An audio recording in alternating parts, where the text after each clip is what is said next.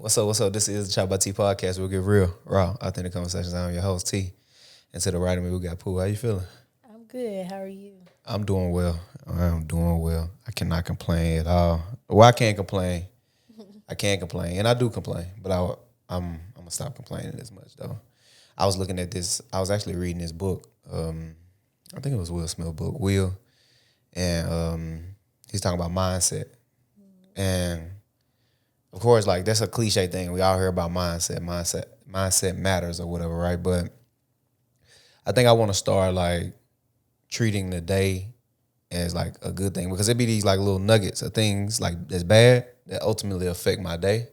So I want to start treating it, like, as if it's, like, oh, yeah, but I was able to go to work. And a lot of people not able to do that. Or I was able to, hug my son. And a lot of people may have lost their children. Like, look at the positive side of things and keep that mindset. And it's a day-by-day thing that I've been actively trying to do to keep myself sane because I be going through it. Yeah. I understand that. On the flip side, though, to play devil's advocate. Okay. Don't gaslight yourself either. Okay, talk to me. Just because sometimes somebody else could have it worse don't mean that your situation and your feelings aren't valid. Yeah. So just keep that in mind. Nah, I like that. You just hit me with some shit there. You just hit me with shit there because, like, that's what I do. That's exactly what I do. Like, oh, so-and-so got it worse. Or it could, And I guess indirectly that does make me, like, not look at my situation as a bad thing or whatever. Yeah, it's okay to feel those things, but just don't sit in them. Yeah. No. I think it's important. Mindset, of course, is important, but also just I'm relearning myself too.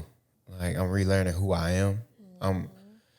I've been in a weird space, with everything that's been going on with me or whatever, like, family issues and all of that. I've been in a weird space of, like, my son just looked at me in my face last night. He said, "Dad, you need some rest. You look tired." It's like, how do you know that? You're a 5-year-old, But he just told me I need some rest and I look tired. But I've been in a weird space right now of just trying to rediscover who I am as a person, I feel that. I'm going through the same thing. Yeah. How so? Like, where are you in your journey?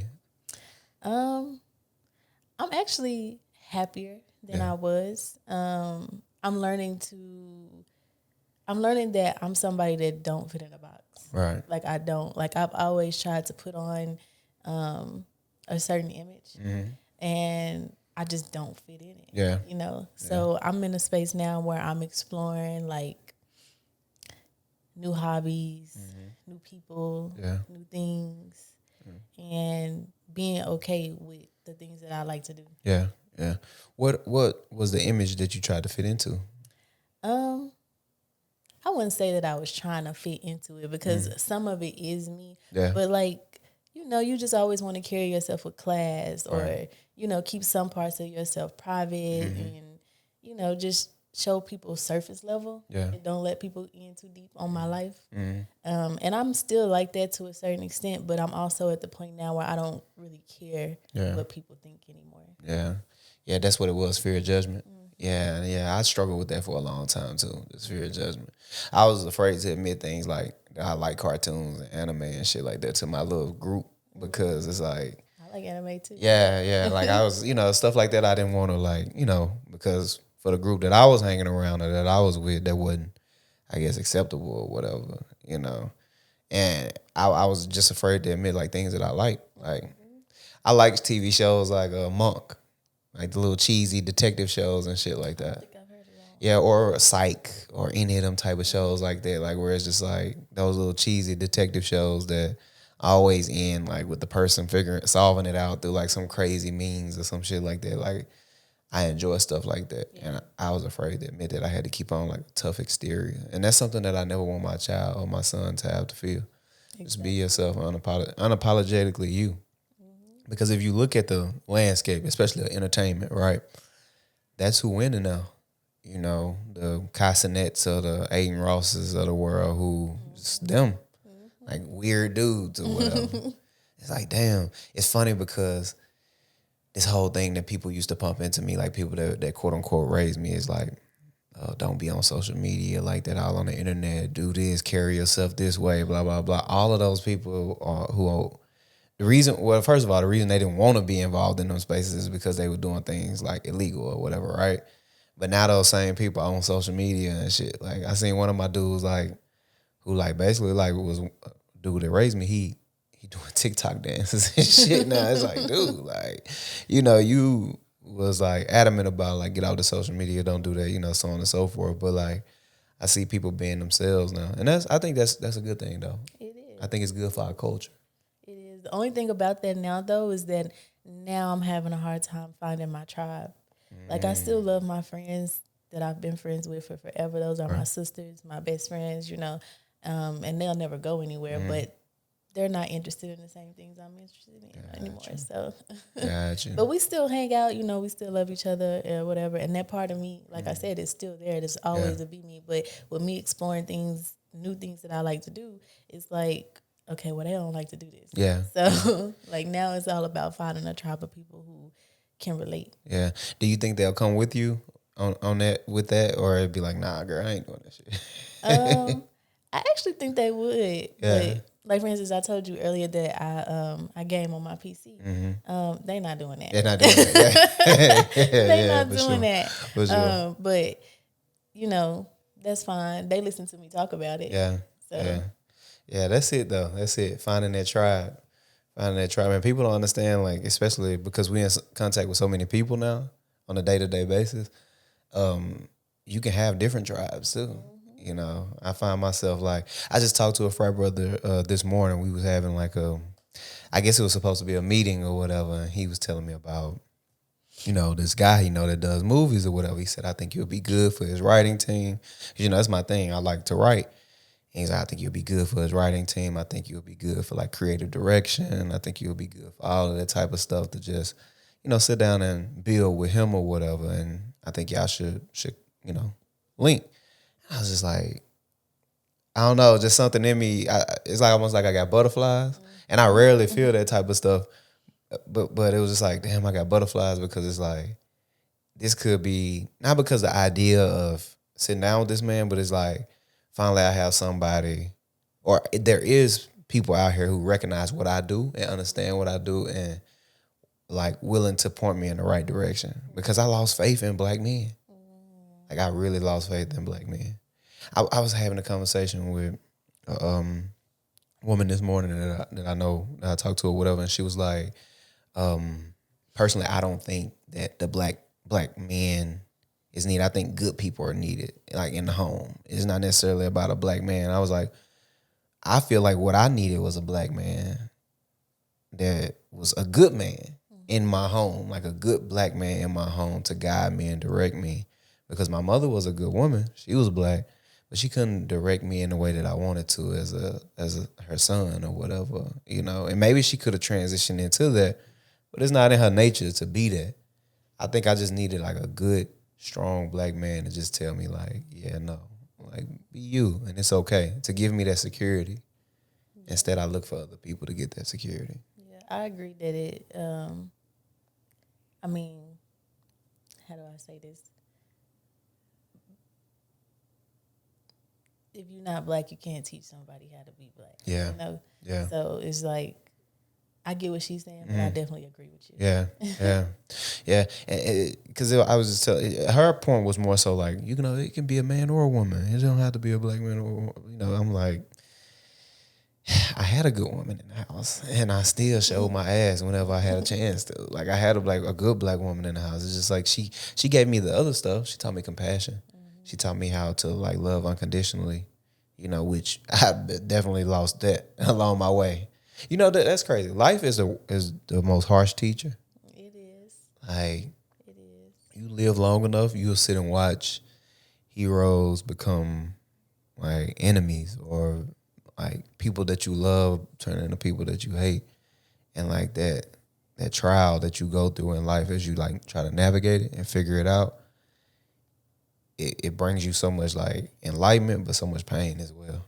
And I think that's especially when you go into adulthood and you realize all the things you lacked as a child. Yeah. Like I have a lot of childhood trauma that I didn't know I had until I had my son. Yeah. And I got to be like, I started recognizing the things that I was trying to do for my son, or like, and I would say, well, I want him to have this because I didn't. Right. Or I want him to experience this because I didn't. Mm-hmm. Like, I show my son a lot of love and affection now because I didn't have that growing up. Yeah. And it's not that my parents didn't love me. They just weren't very affectionate. Yeah. Like, some people grow up with their parents hugging and kissing them all the time, saying, I love you. I didn't get that. Yeah. My mama was just like, you know, I love you. Like, it was just like an understood thing between us. And of course, that probably came from, you know, the way she was brought up too. Facts. But she just never really showed much love and affection. Yeah. I had to check myself just the other day. Maybe like it's been like 2 weeks ago now. And I was hugging my baby. And I was just hugging because I always hug and kiss on him all the time. But I was like, I need to stop doing this because and this is my logic in my head. I'm so twisted, I'm so fucked up. I'm like, I need to stop doing this because I'm gonna make him soft. You know, and then I immediately had to check myself and say, like, dude, are you crazy? Like, no, if anything, this will make him stronger, you know, in a lot of ways, or at least in the ways that you weren't as strong, or I wasn't as strong. You know, this is me having a conversation with myself. By saying it's like, you know, this will make him stronger, you know. But I don't know. It's just, I be playing them tricks in my mind with myself sometimes. Like, you gonna make him soft? Like, you know, you gonna make him like dependent upon like them hugs and kisses, and the world won't give him that, you know. But in actuality, no, you just give him a safe space because it's in our nature to you know deal with the hard shit anyway. Yeah. I think I think kids, they follow by example. Yeah. So they do as you do, not as you say. Yeah. And my son, like the other day, I picked him up from school. And when we got in the car, he asked me if I was okay randomly. And I'm like, yeah, I'm okay. And he's like, and he say this thing now where he say, I love you 100.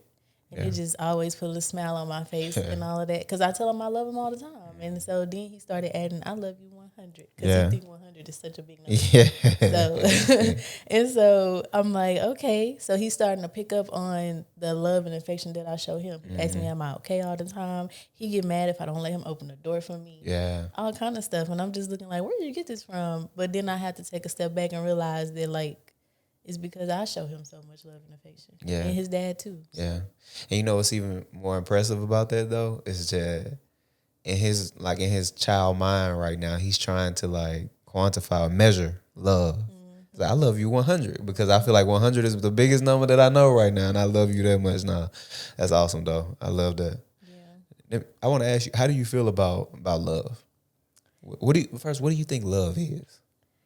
If you could define it. Yeah. So I really don't think love is a feeling. Yeah. I think it is an action. Action. It's what you do. It's how you show somebody that you care about them. Yeah. And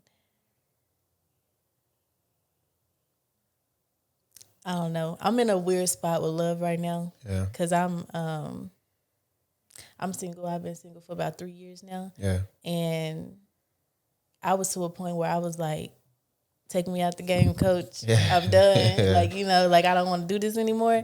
And I've just got to a point where I'm feeling soft and open to that again. Yeah.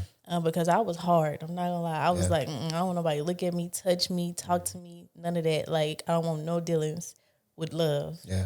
And so I'm kind of in a weird space with it right now, but I definitely don't think that it's a feeling. I think it's an action. No, I can subscribe to that too. Love is an action, not a feeling. Do you think it's different types of love though? Most definitely. Yeah. I don't love my son like I love my mama or like I would love my partner or my friend. Right. And I think that's why it's so hard to define for me, because I tell people I love them, but of course I don't love them like you said, like I love my baby or like I love my son. It's not like, oh, I love him more. It's just in a different way, you know. And you said, so why in that 3-year period you didn't want to be touched, or just, you know, nobody talked to you or any of that? Like, why didn't you want to be bothered? I guess is a better way to say it. Because my breakup was hard. Yeah. I mean, I was engaged. We was together for a long time. We were planning a wedding, and we had a kid. Yeah. You know? And although it may not have seemed hard from the outside looking in, it really was hard for me. Yeah. Because, I mean, first of all, I didn't want my son to have a broken home. Yeah. you know, but it's just like when it's time, it's time. It's time. And I'd rather leave before we hate each other than to get to the point where we hate each other and then we can't even co-parent or coexist together. You left? Yeah. Yeah, yeah. Nah, that's always the hardest. The mother of my child left me. It's like, it's hard for a man and his ego with that too. Like, she definitely left me. That was hard for me in the beginning, you know. But I got, you know, we ended up trying to make it work again, and then I left that time just for my own personal reason. I just feel like it's kind of like, now that this has run its course, I just feel like, well, maybe it has ran its course, honestly. Like, I just feel like you can only go so much with, how can I say this? Like, I just, like you said, love is an action. So to me, yeah, you love me, but I need, in moments where I'm 10, which is more often now than it's ever been in my life. In moments where I'm 10, I need you to be 90. And I think that's what I'm trying to be careful about this how I say it, because it's like, I think I asked too much of her. I needed her to be 90 way more than what she should have. And in times when she was like 40, like I'm at 10 and it's just not working. But there were like specific moments when I just needed her to like lock in with me for real, for real. One of them was, of course, with the mother of my child. I mean, not with the mother, but with my mother. It's like, hey, I need you to be here. Ain't nobody else is. Nobody gonna step in for me like that. I need you to be here. And she was honest, very honest. She said, when I first even mentioned to bring my mother here, she said, well, okay, let me know. At the time we was living together. She said, okay, let me know so I can move out. You know, and that's her. And I loved it. Yeah, I know most people had that reaction, but I wasn't like, what the fuck, like that. I wasn't initially like that to her, but I was taken aback a little bit because it's like, At you least know, she was honest. that's it. And she's always been honest and tell me like, well, no, she's always been honest, but she don't always tell me exactly how she feel. Which is like, in that moment, you were willing to just like, all right, let me know so I can move out. Okay. You know, and then that was a 2-year period between them when my mother finally got here. It was like, you know, around the time later when my mother got here, we was trying to, you know, figure it out, make it work, trying to reintroduce like the whole idea of a relationship with one another. And this was like not even that long ago. It's been like a few months ago. And I just needed her to be more present with helping me with my mother, because it's like, you know, you all I got with this. Like, can you step up and shit like that? And I try to have empathy towards the way she was feeling in the moment. Like, maybe she just was like, nah, nigga, I'm not doing it. But she did tell me, like, I wouldn't even do this for my own parents. So, you know, I can't say I'll do it. If it was my parent, I would try to put them in a nice home and I would come see them often. That's just how I am. You know, she said, so I wouldn't even do it for my parent. Well, I can't necessarily step in and be there for your parent. And I mean, gotta respect that. I respect the shit out of that. I really do. But I had to say fuck her though. I mean, and that's understandable. If this is something that, you know, this is part of your life, this is what you require, and y'all have two very different opinions on it, you know, obviously this not gonna work. Yeah, because my thing is, like, I don't give a damn. Like, I will wipe your daddy butt if I needed to. Like, her dad. Like, but not even about how much I respect him, and I do. I really respect him. I just respect her, and I love her. It's like, you know, I ain't gonna sit and watch you go through this. It's always team with me. But I know that's just me. And that's just like, when I tell people this a lot of times, they be like, what the fuck? Oh, hell no. But I got to stop them short. But it's like, because it's like, don't villainize her for her opinion on that. Don't make her out to be a villain, because she's not a villain. It's just, that's our boundary. She openly told me I wouldn't even do it for my parents, so I'm not doing it for yours. I respect that shit. But, you know, I just couldn't deal with it. I mean, and that's understandable, like I said, but that's one thing I've had to learn is that I have to create boundaries, and I can't make myself smaller to fit into somebody else's life. Yeah. Like, I have to keep my boundaries, what I will put up with, what I won't. Yeah. And I can't overlook stuff just because I want to be with this person. Yeah. You know, because then I end up miserable Facts. and unhappy. Facts. And that's kind of like what happened with me and my ex. It was just, I felt, I'm not going to say trapped in the relationship, but I just felt like I wasn't free. Yeah. And I also felt like we were growing apart, and the only thing we really had left was the fact that we co-parent very well together. Yeah. And but there was no love in the relationship no more affection. There was no anything. It was just like work and parent. Yeah. Yeah. That's it. You need more than that. Yeah. Yeah. And what was the process of you leaving like? What are you thinking in the moment? Like as you like, all right, I'm finna. What are the days leading up to that, or was it just like, all right, I'm out? It was over a period of time. I know. I'm pretty sure everybody know women leave mentally before they leave physically. Facts. And that's kind of how it was for me. I was gone mentally. Yeah. And it was nothing anybody could say or do to tell me. Like, there was no amount of couples therapy or anything because he suggested it. And I had agreed at first. But then I sat and thought about it, and I was like, it ain't nothing she going to tell me that make me stay. And, and so we just didn't do that. But I can say that I could have handled it better. Yeah. I know one thing I struggled with in relationships is communication. Yeah. I'm one to like just throw things on the back burner. Like I don't like confrontation at all. Like I'm not one to argue. Yeah. I'm not arguing with nobody. Yeah. And so for me, it was hard for me to express how I was feeling. Right. So I would just let it build up, and I'm just sitting there in misery. Yeah. You know, and he don't have a clue. Yeah. You know? Yeah. And so I can't say on my behalf, like that's where I messed up at. The relationship probably could have been fixed if I would have spoke up. Yeah. But because I didn't, everything just like built up. And at that point I was done. And that's fair though. That's fair. That's something that I had to wrap my head around too, is the fact that you said you don't like confrontation.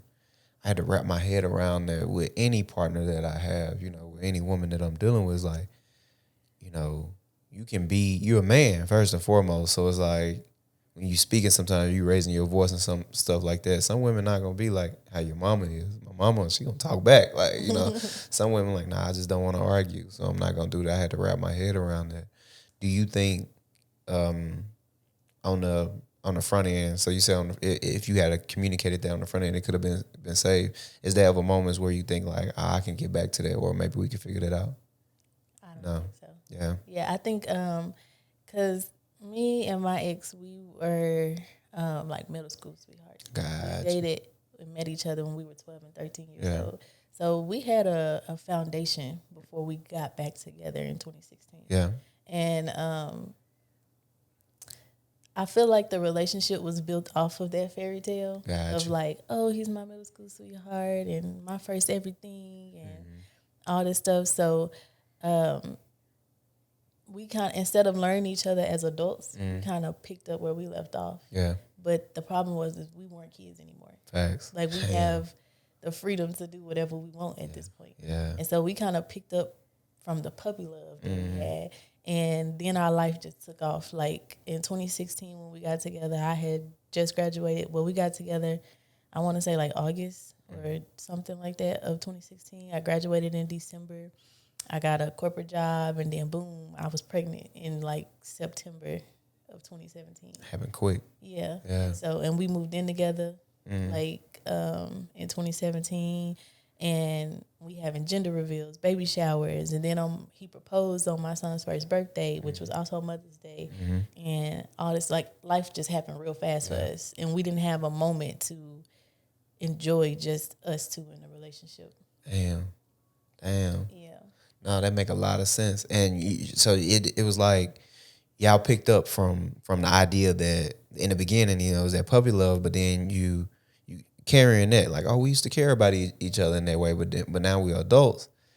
But you never really had time to develop a friendship in your adulthood because y'all two completely different people. I think that's a lot of the things that I think it was kind of reversed with me. With me, it was like we had a chance to build that friendship, partly because I was just out here doing my thing. So a lot of times we'll just have moments to where we just talk and shit like that. But we didn't have time to like develop that relationship, you know. And it's fucked up when you love somebody, because you still love them, right? I still care about him. Yeah, it's fucked up when you have those, you know, feelings or whatever, and then you go from making these plans and doing all that to transition to nothing. It's like, especially when you share a child, And I mean, and that's pretty much why I don't think that we would even talk to each other though if we didn't have our son. Yeah. But because we have our son and he is a part of his daily life, you know, we have to have some type of friendship. Yeah. And I mean, we're super cordial. Like I said, we don't argue. Yeah. We not. I mean, it's just super cordial. Like, and sometimes people think that it's too good to be true. Yeah. Like when I tell them how our relationship is, and they just be looking like, y'all should be together. Yeah. And I'm just looking like, no. Yeah. That's not how it works. Yeah, that shit. I run into that same shit all the time. Any new woman I'm talking to, they may see a podcast I've done with the mother of my child or anything. It's like, y'all are in love. Y'all should be together. It's like, no, I think what you don't understand. We're family. Yeah, exactly. And we both love our child, and she know how much I love him, and she know where I'm going for him, whatever. She know what he means to me, and because of that, she respect me, and I respect her because I know that she does the exact same thing for him. Like, even him going to the doctor today, she's like, you know, she should be going out right now, hanging out and all that, or whatever she got planned for tonight.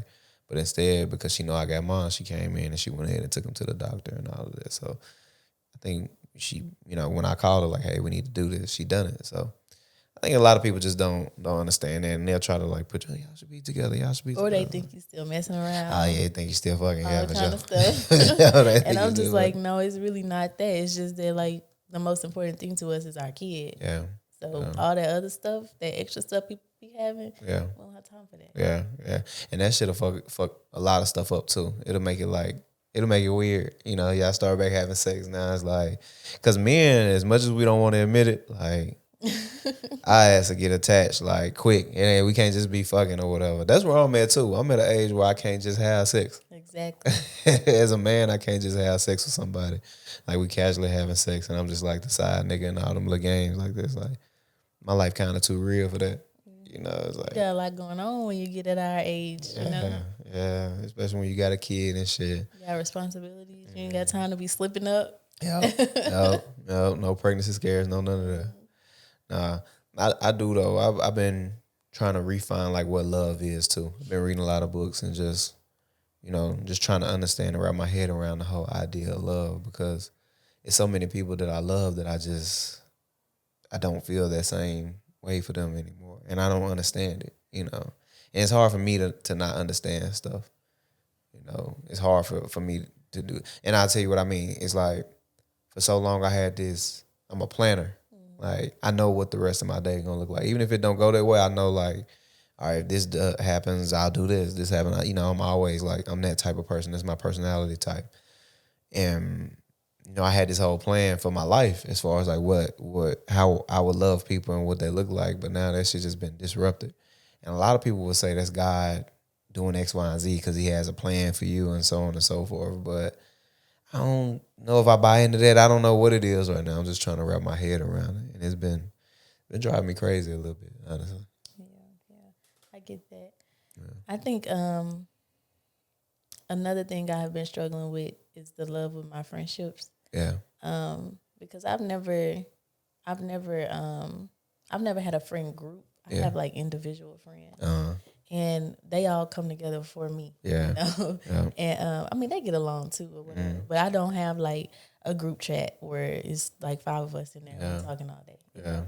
Like most people do. Some people do. And like I ain't gonna say I lost. That make it sound like she died. But in 2019, you know, I had a falling out with my best friend. And to this day, I still don't know why. Yeah. We've never had the conversation about it. She had a real tough life event that happened, I want to say maybe 2 years ago. Yeah. Where she lost somebody. And, you know, I made sure I showed her that, like, hey, I still love you. I still care about you. I still want to be here for you in this moment. And I'm open to talk if you're ready. But she never reached out. And it's just like, okay, well, I still struggle with that because it doesn't bother me as it used to. But now, you know, she was supposed to be like my son's godmother, even though I didn't give her the title. And I'm speaking about it now, hoping that she watch it. Yeah. Because I've never publicly talked about it. Yeah. And but she's supposed to be my son's godmother. And I never, like I said, I never gave her that title, but I was going to. Right. And I don't know. It just bothered me. But I told myself that, like, in this situation, I can't be the bigger person. Yeah. Because first of all, like I said, I struggled with my boundaries at one point, and it's like I'm not the one that had the problem. Yeah. You know, I'm not the one that walked away from the friendship. Yeah. So I don't know what's going on. So I can't come to you wanting to keep, you know, trying to pull you back in, and I don't even know what the issue is. Right. If you have an issue, come talk to me about Yeah. it. You know, and I felt like that's what hurt me the most, because we've been friends for so long, and for you to just walk away without saying anything instead of feeling like you could come to me and we can talk about it. Yeah. You know, like you didn't fight for our friendship. Yeah. And that's what hurt me the most. So it's like now it's been, how long ago was 2019? 5 years. Yeah. Shit. That's been a long time. Yeah. So it's like now at this point, how do we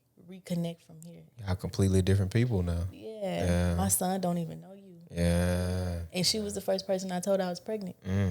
Like, I called her as soon as that pregnancy test said positive. It's early in the morning before I went to work. Yeah. She done ran out of work on the phone with me, you know? Damn. And it's just like, and now he don't know you. Yeah. But he know all my other friends, they TTs, and all that stuff. And it's like, he don't know you. Do you even think that y'all can come back from that? I don't know. Yeah. I don't think it'll ever be the same. Yeah. Yeah. Like, I feel like we could be cordial, but it'll never be the same. Because I got friends just like that I had them same exact issues with, like just like that. You know, I see them now. It's like, and they've tried to reach out to me, but I'm with you on that boundary stuff. It's like, yeah, I gave so many chances. Like I'll say his name because I know he watched the show. Secretly, he supported me. John Morgan, you know him. Yeah. He was a good friend of mine, and we was locked in. But really, for him, he just had a lot of issues being able to control, like, the lust, that part of him, that shit that's in him, and it caused him to, like, create rifts amongst other friends, and ultimately with myself too. It's like, bro, you gotta, like, stop. You can't DM this man, woman. You can't do that. And, like, men are serious about their women. Same way, you know, people are serious about their partners or whatever. So it was just a lot of that for him. It was a lot of, like, I think he had a hard time understanding who he was, like understanding, like, because I think he started to find himself in college because he really couldn't get out like that and move around, versus us. We was able to, like, experiment with stuff in high school and shit like that, or even me middle school. Like, I was experimenting with shit. So it's like he really didn't have a chance to find himself. And he reached out to me not too long ago when my uncle passed away. And he was like, you know, I hope everything all right. And it's like, normally you get that call, you know, from a friend, you want to call him and talk to him. It's like, I didn't feel any of that. That's why I asked you the question, do you even think y'all can get back together with us?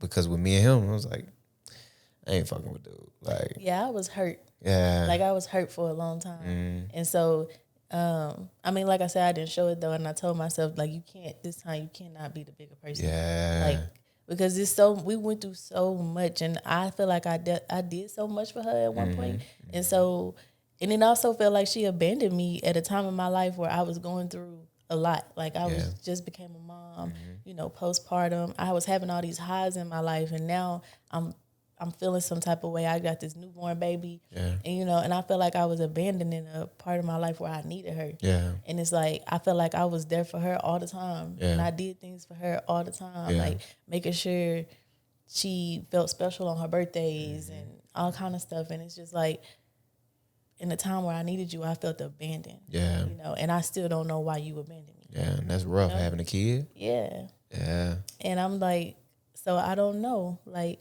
I mean, I would like to still have the conversation though. Like, I still would like to know your reasoning. Yeah.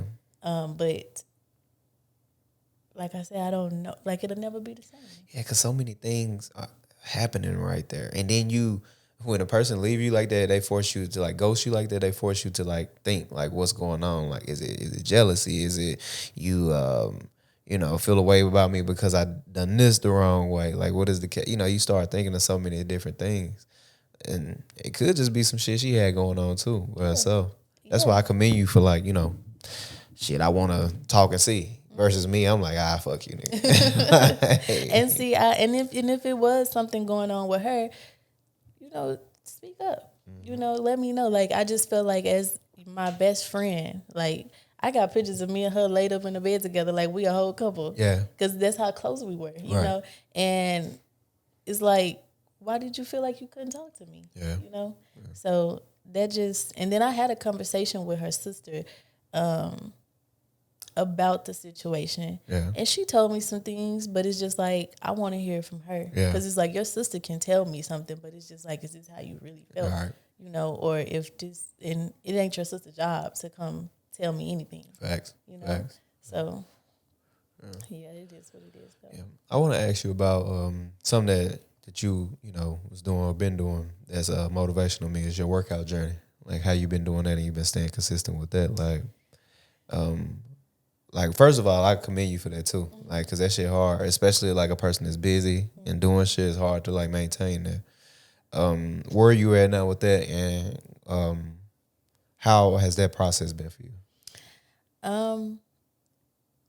It's been a journey. Yeah. It's not always easy. Sometimes I fall off. Yeah. But I think once you get sick and tired of being sick and tired, like literally, you just do what you got to do. Yeah. I started in January of 2023, and I've lost about 30-something pounds. Yeah. Since then, which a lot of people would think, well, you should have been lost more than that, because I still got about 30 pounds to go. Yeah. But to reach my goal or whatever. But I just wanted to take it slow because I'm trying to change my lifestyle and not just like, oh, I want to lose X amount of pounds and then gain it all back. Yeah. So it's been a slow journey, but it's been so fulfilling. Like, at first, like I said, I was chasing a number on the scale, but like I'm chasing a feeling. Yeah. Like, I want to feel good. Like, I physically feel good when I wake up in the morning. I'm not always exhausted. Yeah. I'm not always feeling all sluggish and heavy because I'm not eating, all these fat, greasy foods and stuff all the time. Like, and don't get me wrong, like, I still eat me a burger, and some fried chicken. We from the South, we like our food. Facts. So like, I still eat how I want to eat. But I've learned, shout out to Chantel, Sheetrition. I took her course. I bought her course years ago. Yeah. But she really taught me, like, it's not about trying to eat healthy. It's portion control. Right. It's listening to your body. Because what is healthy food? Right. Anything can work. It's like, long as you staying, like, eating proportion foods. Like, you're not sitting here eating a whole bunch of chicken and mac and cheese and stuff like that. But portion it out. Have you some greens. Have you some veggies. Have you a protein. And, and like one starch or whatever. Like, you can have pasta if you want it for lunch and dinner. Yeah. Like, you can have the things that you want just in moderation. Right. Like, I learned that from her. And it's just like, you just gotta want it. Yeah. That's one thing I've learned. Yeah. And you win the day. You always win that day. It's like, I won today because I was able to do that, That's where I'm at with it too. There's no excuses for me. I, set up the whole little situation in my garage where I got like, bench press, treadmill, bike, all of that stuff. So it's like, I try to stay consistent, in working out, because it does make me feel better, and I do win the day, when I'm able to get in and do it. What's been some of the like most challenging parts for you? Getting up and going to the gym. Scheduling, yeah. Because, like, first of all, in the wintertime, I hate the cold. So I really struggled in the wintertime to get up and go to the gym in the morning. It's still dark outside. My car frozen. I got to let it thaw. Like, that's been the hardest part. In the summertime, it's a little easier or whatever, but I hate working out. I'm not going to lie. I do not like to be all out of breath, chest hurting because you're tired. Like, that's the hardest part for me. Yeah. Well, listen, I've been paying attention to it, man. It's been amazing to see it. You said something too. You was like, you started in 2023, and since then you lost 30 pounds. That's a lot of weight, though. Yeah, that's like a baby. You know what I'm saying? Like a small baby. So, like, if somebody were to say that's not that much, nah, that's a lot. That's a lot of weight. Because, hell, it's been hard for me to just lose, 5-10 pounds, let alone 30 of them, So, nah, I commend you for that, though. That's been a great thing. And, I hope you keep that going. Not just for, the cosmetic aspect of it, like the look, the physical, just more so for, you know, the mental, emotional, and all the other stuff that comes with it. Because I think that's important, you know, for us. You know. And I did, and then I also started because I did start having health issues. I don't know if it was because of the weight. It probably was. Yeah. But I also think it came from childbirth. Yeah. And gaining that weight. It's been very hard to get it back off.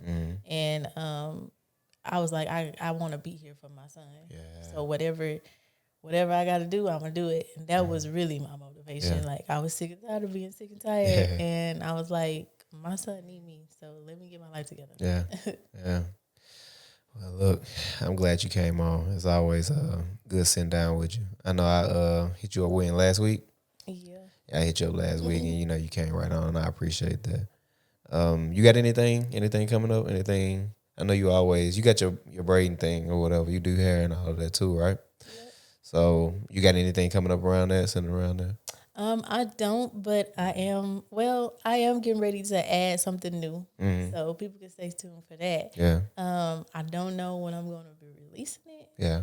Yet, but I am getting ready to add something new, more than just braids. Yeah. And I'm excited about that, but I don't want to speak on it prematurely. Yeah. Because I know the last time we spoke, you had the artist. I forget her name. Jill Scott. How the fuck I forget we like Jill Scott?